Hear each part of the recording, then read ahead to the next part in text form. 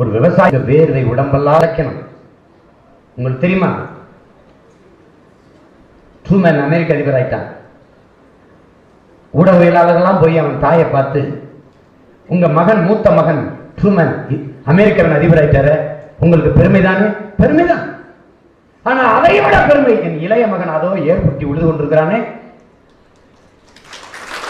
அவனை வைத்து நான் இன்னும் பெருமை அடைகிறேன்.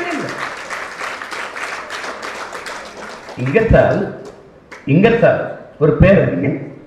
அந்த இங்கர்சாலுடைய அப்பா மேட்டானி ஆண்டவர், அதாவது பிசப், பெரிய பிசப், கிறிஸ்தவ பெரிய பிசப். அவருடைய மகன் தான் இங்கர்சால். இங்கர்சால் சொல்றான், இருட்டறையில் தேவாலயத்திற்குள் உட்கார்ந்து கொண்டு ஜெபமாலையை உருட்டிக் கொண்டு யாரை தேடிக்கொண்டிருக்கிறீர்கள்?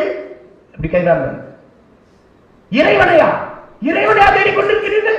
அவன் இங்கில்லை, வாருங்கள், நான் காட்டுகிறேன், இங்கே வாருங்கள் என்று அழைக்கிறான். அழைத்துக் கொண்டு என்ன சொல்றான்?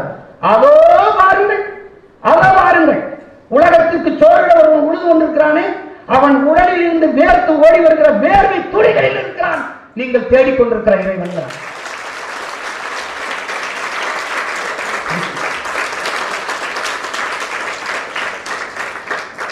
ரெண்டு நண்பர்கள், சரவணன், இளங்கோவன், பள்ளிக்கூடத்தில் படிக்கிற ரெண்டு நண்பர்கள்.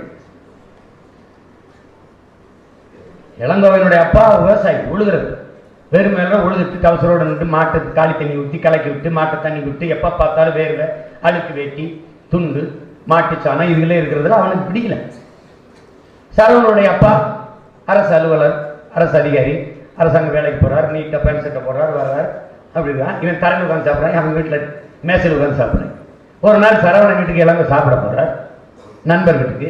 சாப்பிடும்போது சரவணனுடைய அம்மா சாப்பாடு எடுத்து வைக்கிறாங்க ரெண்டு பேருக்கும். ஆனால் இந்த சரவணன் இளங்கோ எடுத்தோன்னே சாப்பிட்றான்.